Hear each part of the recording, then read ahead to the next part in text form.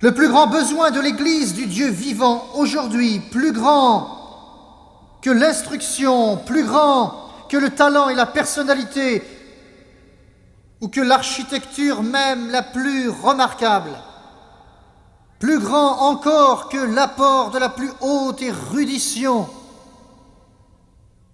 c'est le baptême dans le Saint-Esprit. Et c'est triste à dire, le monde, bien naturellement, ne connaît absolument rien du Saint-Esprit. Et c'est triste à dire, l'Église en connaît très peu sur le Saint-Esprit. Alors c'est comme si un pilote d'avion ne connaissait rien des avions.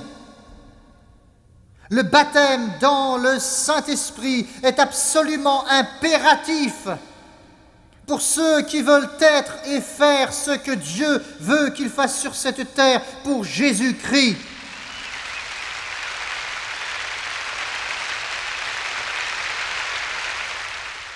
Nous croyons et enseignons ce qui est conforme à la parole de Dieu.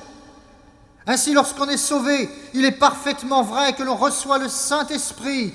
Il est impossible de recevoir un don de Dieu sans que le Saint-Esprit soit celui que nous le porte de la part de Jésus-Christ.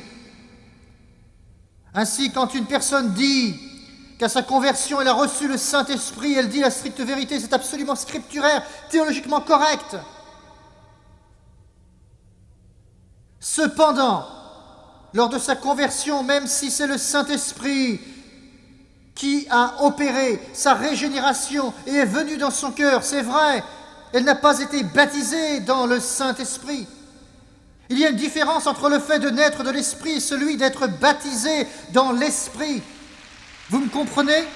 Il y a une différence entre le fait d'être né dans l'Esprit et le fait d'être baptisé dans l'Esprit.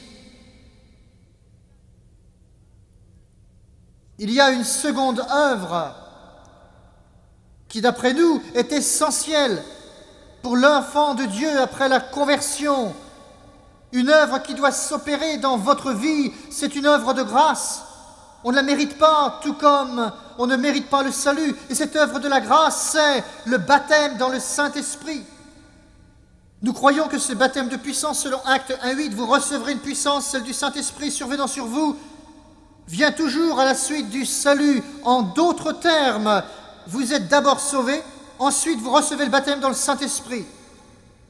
Nous croyons aussi, prêchons et enseignons que chaque personne qui reçoit le Saint-Esprit, et je dis sans exception, parle en d'autres langues selon que l'Esprit de Dieu lui donne de s'exprimer.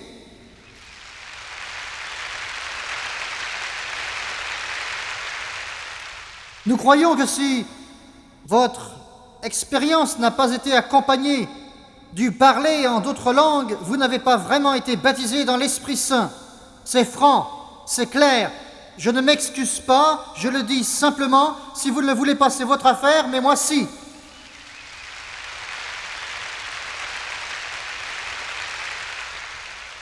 Nous croyons qu'après le baptême dans le Saint-Esprit avec le signe du parler en d'autres langues, vous n'êtes pas plus sauvé que vous ne l'étiez avant votre baptême.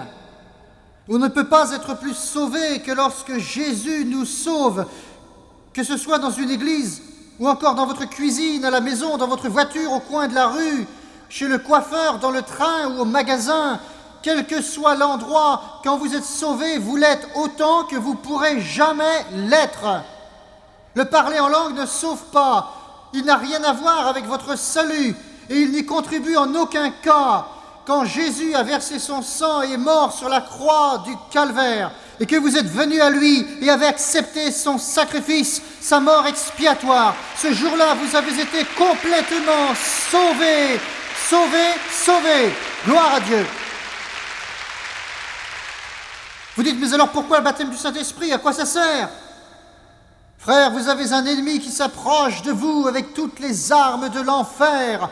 Et la rhétorique ne vous suffira pas. Toutes les platitudes seront inutiles. Toute la religion vous sera inutile. Il vous faudra bien plus qu'une pauvre église aux os desséchés. Il vous faudra la puissance du Saint-Esprit.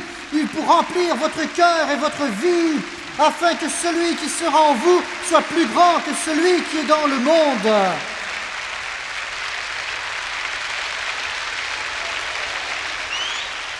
Mais moi, je n'y peux rien si certains ne croient pas cela.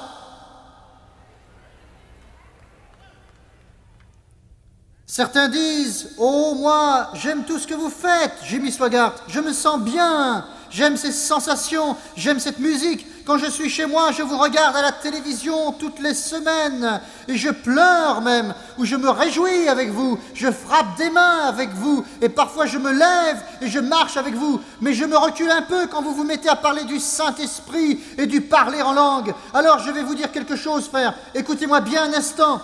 Si vous aimez toutes ces sensations, si vous êtes touché dans votre cœur, si vous regardez nos émissions à la télévision, ce n'est pas pour la politique, ce n'est pas pour nos qualités, ce n'est pas parce que Jimmy Swaggart a quelque talent que ce soit, mais c'est à cause de la puissance du Saint-Esprit qui coule comme une rivière dans ce pauvre homme frêle et descend jusque dans votre cœur, dans votre vie, pour les changer.